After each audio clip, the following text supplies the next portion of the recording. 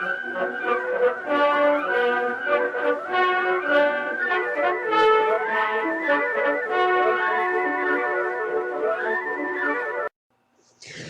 there! Today we're going to talk about this ink, which comes in a package that suggests it is the Holy Grail. Gloria Patris et Filio. But in fact it is only Visconti Purple and nothing else. One of the nice things about this packaging is that you can just take this off, and whenever you feel like, having a dram on the road, you can just take it out, fill it up with a shot of whiskey and just, drink it away. Now, it's interesting, and in fact I like this a lot, and I'll come back to that, because the bottle is fascinating, but don't be fooled, this is not glass. It's just plastic. Nothing wrong with that. I mean, we've got a lot of glass bottles out there. I love the shape, but when you're inking up a pen, I always use two hands. I'm not sure about you, but whether it's a piston filler or a converter that you twist, usually I need two hands. One to hold the pen or the converter, and one to do the twisting motion. This bottle, make sure it's closed. I mean, this is extremely shaky. It has this quite narrow foot, and then it's very large and bulky. I love the design. I think it's very pretty, but man, is it rickety. So what I always do when I ink up the pen is I take the shot glass, put the bottle in, which is very easy. No, in fact, it is very easy. You just put it in, open it up. Now, of course, I can't do it because I closed it up too tightly. There you go. Cap is off. This cannot fall over. I mean, I'm going to put that in my hand again. If this falls, there's going to be a lot of ink all over me, but this is a lot more stable than that little narrow foot. You can just dip your pen in, then, there's no risk of it actually tipping, because I am sure, with my motor skills, this thing is going to tip over if I don't do this. So, kudos to Visconti for including the shot glass. And of course the little pedestal to make this thing look even more holy. But even if it's on there, I mean, it'll still tilt. It's not...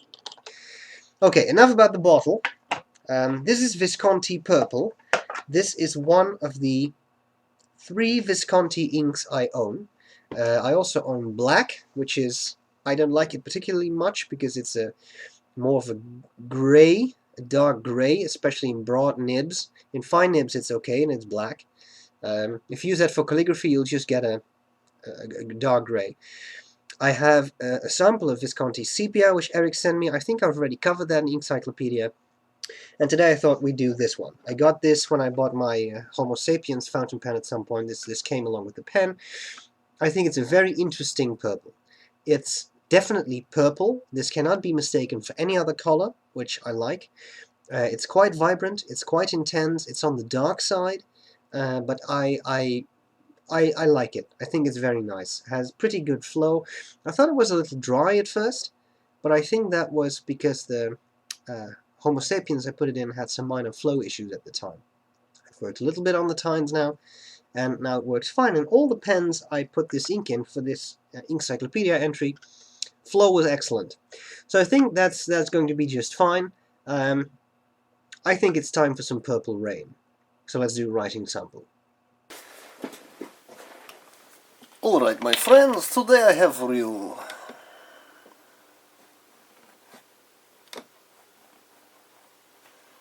Visconti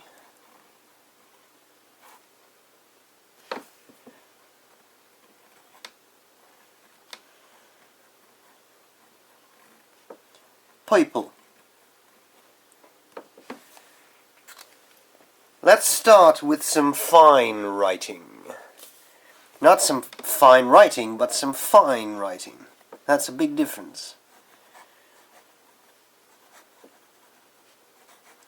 The quick brown fox was wet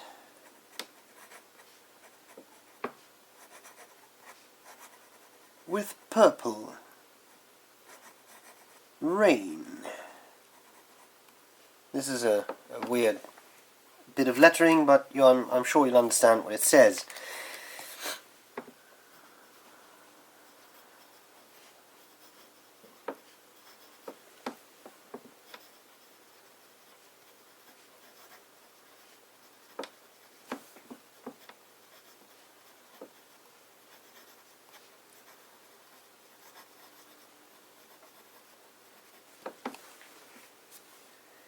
That was medium. Let's go to broad. Now that is nibbage.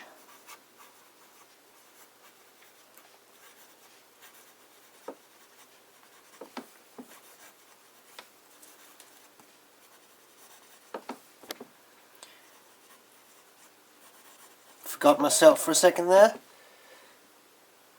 Over the P rain.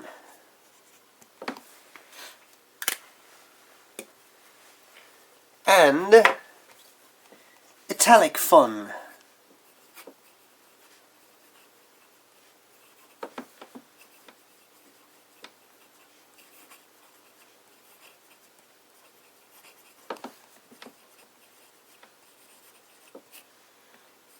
The P rain. Sounds like some typical animal. P rain.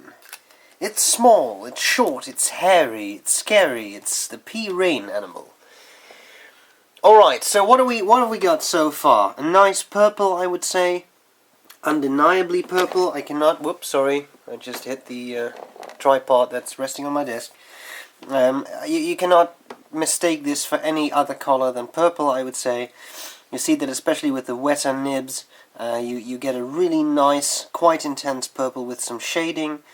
It's not a very light ink, so I'm not sure how well you can actually see the shading, but it's there. I think it's pretty nice. I seem to remember this as a fairly dry ink. Now that I see this, I think, not that bad. Let's do our triple torture test. Whoops. Sorry.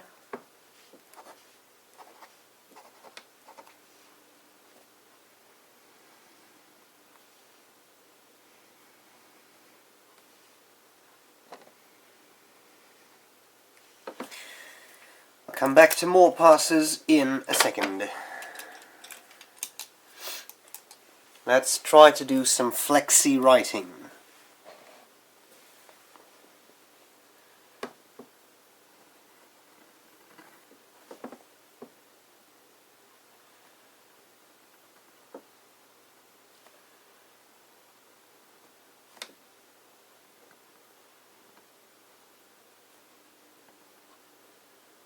Notice the railroading.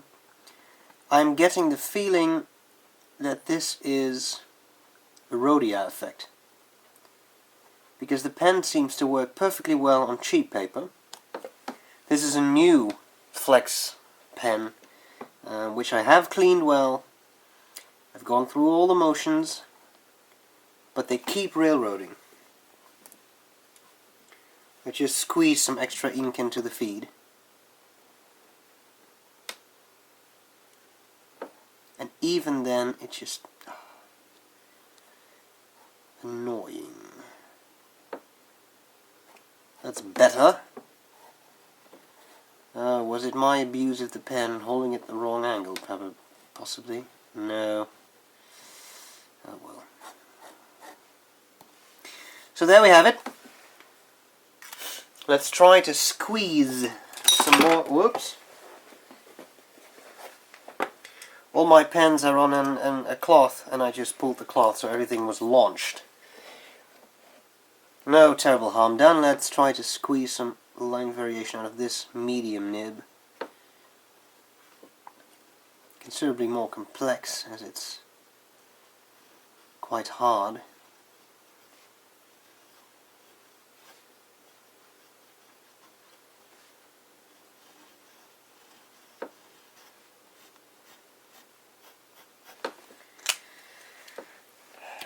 From hard nibs we go to smooth, wet nibs. I'm trying not to imagine anything there.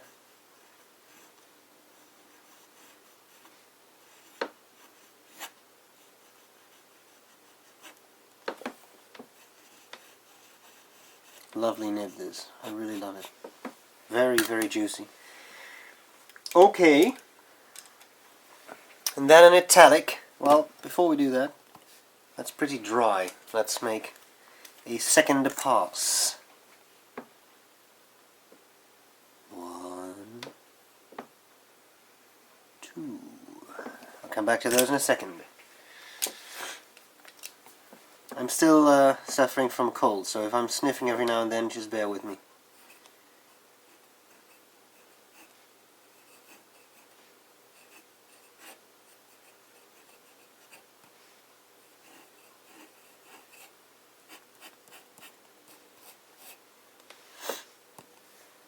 Italic.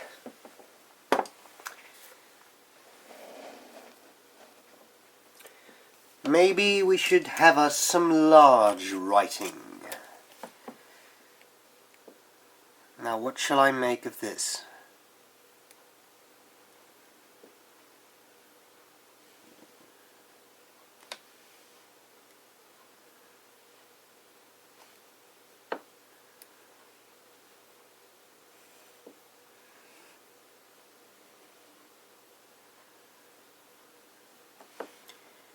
P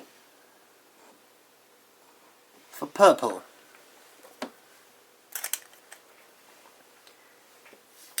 And a little bit of regular writing with a medium nib.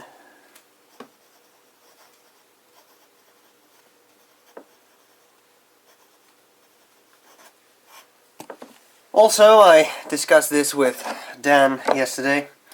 In homage to Mr. Nathan Tardif, founder of Noodlers,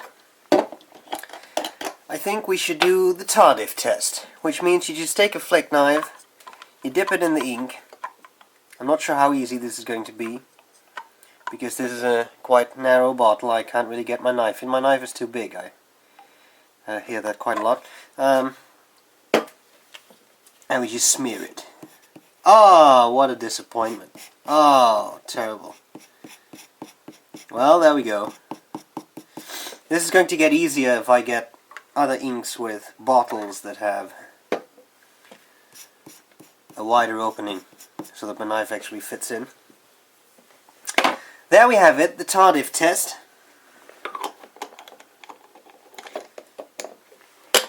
And I think that bit is dry, so let's just do our third pass here, then return to the things I've just done. Let me just close that knife before I actually grab it and cut some main artery. That kind of would be my style, you see. What do we got here? I got one of those large 4.5 ounce Noodlers bottles with a built-in eyedropper. I just filled it with water. I thought that would be interesting for these tests. So now I can just drip some water on here.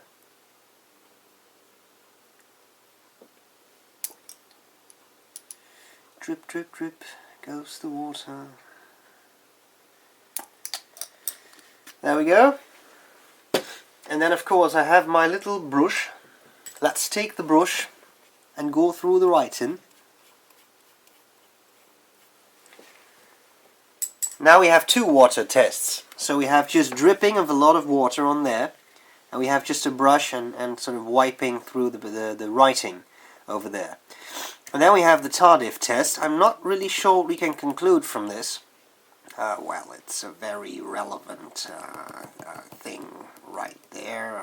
It's only $1 or something. But I'm not really sure what we can conclude from this. And what I do enjoy is the fact that this gives you a really nice overview of the shading of the ink. So I enjoy the Tardif Test, even though I'm not entirely sure of its purpose yet. Okay, let us remove some of the excess water with some blotting paper.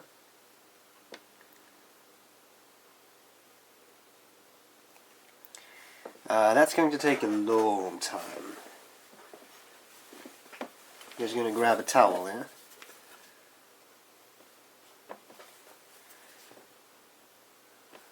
There we go.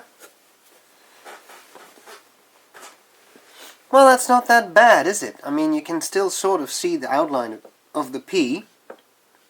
The regular writing suffered, although it is still, well, more or less legible. So it's not extremely waterproof, but I've seen worse inks, so I don't think it's that bad. Let's start with our scorecard, and then return to the ink, the triple pass torture test. Scorecard. cleaning. Well, that's good. I don't remember having any problems with that. I'm just redecorating a bit here. There we go. Whoops. All kinds of stuff collapses here, but I'm done. Sorry. I couldn't move my notepad up all the way. Bleed through. Well, we're going to have to see. Color. Well, I'd say purple. Shading. I'd say that is okay to good. Then we have flow. Flow is good. I thought, as I said, I thought it was a little dry. Now I'd say it's good. Let's try that in cheap copy of paper in a second. Drying time is... I think I have to use some cheap paper for that, because it seemed to be quite wet here. Although I have seen inks that took longer, so... Waterproofness.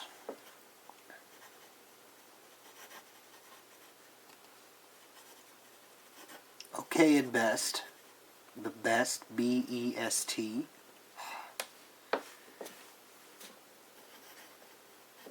Feathering. Have to check that out in cheaper paper too. Now, one thing that I promised you I would do from this point onwards is to make a comparison between well, at least this ink and at least one other ink that struck me as being somewhat similar. And today, just to make sure, what I have here is the Visconti Purple we've been looking at up till now. The reason I use my fine nib for that is that I've inked up another pen, which happens to be an Ahab, which also has this fine nib, and it doesn't write. There we go. Fine. Well, look at that. This is Gerbin Violette. Is that Violette or Violette? Yes, Violette. The pronunciation really isn't different, but... Pensée, of course. Violette Pensée versus Visconti Purple. Well, well, well. What have we here?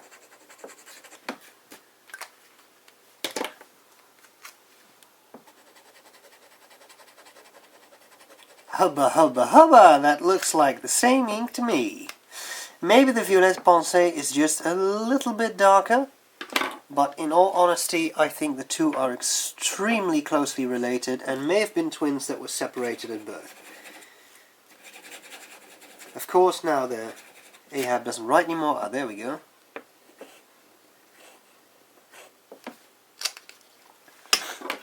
In the future, I intend to keep using the Ahab to do these comparison demonstrations, because I mean, the flex nib is useful because it allows me to show you broader nib lines and finer nib lines in one pen. I mean, you have to realize that after shooting this video, I'll have to clean 6 pens. So I love doing this, but I don't want to clean 100 pens just for this.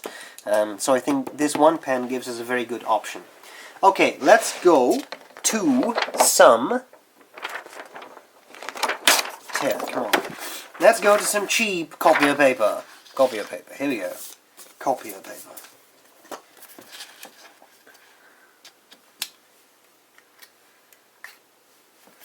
Fine.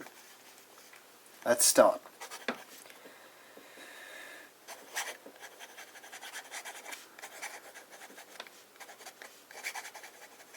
Purple Rain Dog.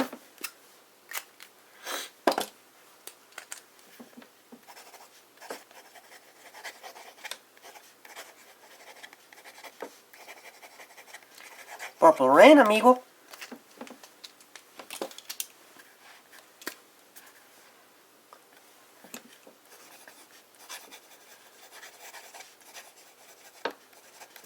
Purple Rhine, mate.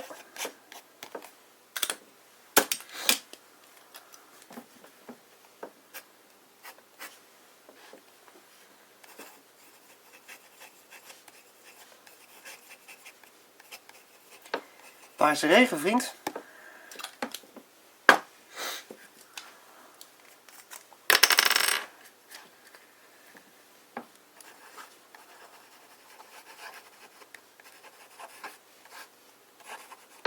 Something big. Here you see why it's not a good idea to write in cursive with a 6mm nib. That's only going to bring suffering, but you can try. Maybe some flex writing. Let's just squeeze in some extra ink into the feed. The ink has now ended up on my desk in a large drop. Have to do some emergency blotting there. And we're good to go.